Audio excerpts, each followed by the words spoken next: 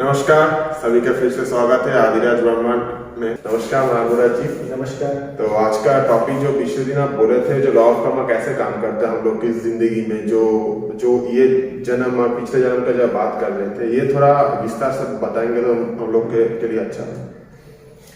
देखिए, जब law of Karma की बात आती है तो यहाँ पर बहुत सारी ऐसी चीज़ें हैं जिसको ऐसे नहीं समझा जा सकता। जिसको समझने के लिए आपको पर्याप्त समय होना चाहिए, आपकी वैसी स्थिति होनी चाहिए और उसके पश्चात में आपको उतनी समझ भी होनी चाहिए कि हम जो कह रहे हैं या ये जो ज्ञान है इसे आप पूर्ण रूप से सही तरीके से समझ पाओ और उसे आप धारण कर पाओ। तो ये अपने आप में एक विशाल आप ये समझ लें कि एक अध्याय है जिसे आप कहते हैं, जैसे कि भाई आप लॉ ऑफ कर्म जो कह रहे हैं, तो कई बार ऐसे भी लोग होते हैं कि आप अच्छा अगर कर रहे हो तो आपको अच्छा मिलेगा, बुरा करेंगे तो बुरा मिलेगा। परंतु कर्म जो है वो एक दिन में नहीं होता है। ऐसा नहीं कि भाई हमने एक दिन कर्म कर लिया, अब दूसरे दिन हमें उसका फल प्राप्त होगा। ये जो कर्म है ये लंबे समय तक चलता है, क्योंकि एक व्यक्ति एक जन्म नहीं होता, उनके बहुत सारे जन्म होते हैं। तो लंबा समय तक आप किस लंबे समय की बात करें? एक जीवन का ना दूसरे जीवन है, दूसरे जीवन कैसे ये मिश्रित होती है, कनेक्ट होता है, वो भी थोड़ा हम लोग को बताइए। जी देखिए, ये ऐसा है कि आप जो इस जन्म में कर रहे हैं उसका कुछ तो फल आपको इस जन्म में प्राप्त होगा और जो कुछ फल है उसके बाद वाले जन्म में और कुछ उसके बाद वाले जन्म में। तो ये जन्म से सब जुड़ित होते हैं। ये जन्म का कॉन्सेप्ट कैसे आप रिवील किया, मतलब कैसे आपको ज्ञात हुआ जो ये एग्जिस्ट होता है, ऐसे हो सकता है? नहीं, देखिए, बात इसे आपके दर्शाने की नहीं है, क्योंकि जो सही मायने में ज्ञानी है, जो सही मायने में आप ये भी मान लें, अभी के समय में जो ऋषि महर्षि जो हैं, जो हिमालय पर बैठे हैं, उन्होंने पहले से ये सारी चीजें कर रखी है। हम लोग क्या करते हैं, हम लोग जो ज्ञान है उनको आगे लेकर चलते हैं। तो जो एक आप ऐसे ही समझ लें कि आज आपने इस जन्म में जो आपने कर्म किया, अच्छा किया तो आपको अच्छा मिल गया, बुरा किया तो बुरा मिल गया।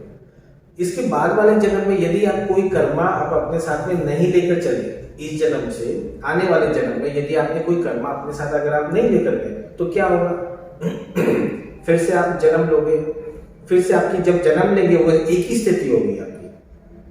समझ लीजिए आपकी स्थिति अच्छी है तो समझ लीजिए तो वो अच्छी स्थिति में आपने जन्म लिया, फिर से आपने बुरा किया तो बुरा फल प्राप्त हुआ, अच्छा किया अच्छा फल प्राप्त हुआ, फिर से आपकी मृत्यु हो गई, फिर से नया जीवन शुरू हुआ, फिर से वही स्थान से आपने आरंभ किया। और अगर आप, परंतु ये संभव नहीं है, क्योंकि एक ही स्थान से आप हर बार आरंभ कर रहे हैं, एक ही स्थान में हर बार आपका अंत हो रहा है, तब इसमें आपका मतलब वो एक ही जैसा वो जो है चक्र वो घूमता जा रहा है। अब ये एक जैसा नहीं है, क्योंकि ये एक ही जैसा करते करते ना, जैसे कि बोलते हैं ना, आप एक ही तरह के यदि आप कोई चीज भी यदि आप भोजन में लेते हैं, आपने सवेरे लिया, दोपहर में लेंगे, रात में, तो फिर आप बोलेंगे फिर से वही।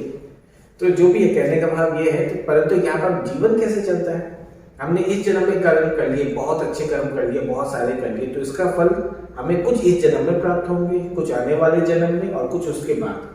हाँ, यहाँ पे एक सवाल उठता है, मतलब कोई अच्छा कर्म करने के सोचेगा भी और कुछ क्यों करेगा भी, तो उस समय तो उनको वो प्राप्त होगा जो ये जन्म की मिलेगा कि नहीं मिलेगा, उनको तो डाउट में रहेगा, वो चीज संदेह में रहेगा जो ये जन्म में मिल सकता है कि नहीं सकता, दूसरे में क्या होगा हम तो नहीं जानते, तो इस समय में क्यों कर लेते। तो ये कॉन्सेप्ट आजकल चल रहा है, सभी ये दर्शकों को ये क्वेश्चन था जो सभी बोलते हैं। तो ये चीज कैसे ज्ञात होता है जो हाँ इस जन्म में वो अच्छा काम कर रहा है तो इसी जन्म में वो उनका वो लाभ होगा? नहीं, देखिए, वो निश्चित नहीं। आप इस जन्म में अच्छा कर रहे हैं तो उसके जो अच्छे जो आपको लाभ है वो इसी जन्म में मिल जाएंगे, ये निश्चित नहीं है। परंतु यदि आप अच्छा कर्म कर रहे हैं, तब आज अभी आप जो अच्छा कर्म कर रहे हैं उसकी प्रसन्नता, उसका जो सुख है, जो शांति है, वो तो आप अभी इसी वक्त ही महसूस करेंगे, जो जीवन जीने का एक बहुत बड़ा माध्यम है। यदि आज के समय में आप प्रसन्न नहीं हो, आप यदि सुखी नहीं है, यदि आप शांत नहीं है, आपके भीतर यदि ये सारी ऊर्जाएं नहीं है, तो फिर ऐसा जीवन का होना नहीं होना बराबर है। उस हिसाब से भी यदि आप देखें, उसके अनुसार भी अगर आप समझे, तो आप अच्छे कर्म जब करते हैं आपको अच्छी अनुभूति तो तभी हो जाती है जो आपके मन में कहीं ना कहीं एक शक्ति देती है जीवन में आगे बढ़ने की। तो इस जो शक्ति के बारे में आप बात कर रहे हैं, जो अच्छी अनुभूति है, सभी को वो चीज़ चाहिए, बट उसके पहले प्रैक्टिकल लाइफ में जो जो हम लोग को दर्शकों को बहुत सारे प्रैक्टिकल क्वेश्चन किए थे एक समय में, पर ये जो चीज़ होता है हम लोग का अच्छा काम करने के बाद अच्छा फल प्राप्त होता है, ये क्या पैसे कोई रिलेटेड है? जैसे देखिए कुछ लोग बोलते हैं वो तो बुरा काम करके इतना धन प्राप्त कर लिए, तो जो अच्छा काम करे उतना ध्यान प्राप्त नहीं कर पा रहे। ये क्या कॉन्सेप्ट? नहीं, धन से इसका कोई संबंध ही नहीं है किसी भी रूप में, किसी भी स्तर में। कई हाँ ऐसे भी हैं, कुछ ऐसे भी व्यक्ति हैं जिन्होंने कहा हमने खराब कर्म किए और हमने भगवान को चढ़ा दिया, उनको हमने खुश कर दिया, तो हमारे जो कर्म है वो सब सुधर गए। ऐसा होता नहीं, ये नहीं होता है। क्यों भाई आपने मंदिर में गए, आपने भगवान की पूजा पाठ करा दी और आपने मन में ये सोच लिया कि भाई मैंने इतना कर्म खराब किया था, अब वो मेरा सारे खराब कर्म हट गए हैं, अब हमारा जीवन सारा सही है। ऐसा नहीं होता। ऐसा अगर होता तो हर वो व्यक्ति जो धनी है वो आज सुखी होते, संतुष्ट होते, एकदम प्रसन्न जीवन होता उनका, परंतु ये है नहीं। जो आप धनी हो, आप गरीब हैं, आप चाहे कोई भी स्तर के हैं, जो समस्या है, जो कष्ट है, जो पीड़ा है, वो हर व्यक्ति अपने अपने हिसाब से वो अपना जीवन जो है वो व्यतीत कर रहे हैं और अपने हिसाब को वो उसके अनुसार जो कर्म है उसके अनुसार वो भोग रहे हैं। तो ये जो अच्छा काम करने से अच्छा लाइफ मिलेगा, अच्छा जीवन मिलेगा, अच्छा ध्यान मिलेगा, दौलत मिलेगा, उसमें कोई रिलेटेड नहीं है कुछ? नहीं, उससे इसका संबंध नहीं है। संबंध इससे है कि आपका मन कैसा है, आप सच्चे मन से क्या करना चाह रहे हो, आप सच्चे मन से क्या कर रहे हो। ये है आपका। जब बात कर्म की आती है तो ये महत्वपूर्ण है कि आपका मन कितना साफ है, आप कितने सच्चे हो और आप कितनी स्पष्टता है आपके जीवन में, जो अत्यंत आवश्यक है। और आजकल के समय में इस प्रकार की जो चीजें हैं जो बहुत बहुत ही कम है, मतलब लाखों में करोड़ों में कुछ ही ऐसे होंगे जिनकी ऐसी स्थिति होगी। तो ये चीज क्यों रखना चाहिए जिंदगी में? तब आप बोल रहे धन का प्राप्त नहीं हो सकता, इससे बाद जिंदगी अच्छा नहीं हो सकता, अच्छा होने के लिए दूसरा काम करना पड़ेगा।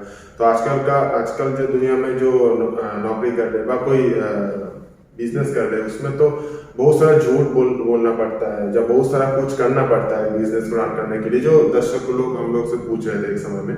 तो वो चीज आप कैसे बोलना चाहेंगे? जो अच्छा काम कीजिए तो अच्छा धन प्राप्त होगा, ये कौन सा मोटिव से हम लोग का ये ऑडियंस सोच का अच्छा काम के लिए मोटिव होंगे? नहीं, देखिए आप मिश्रित कर दे रहे हैं।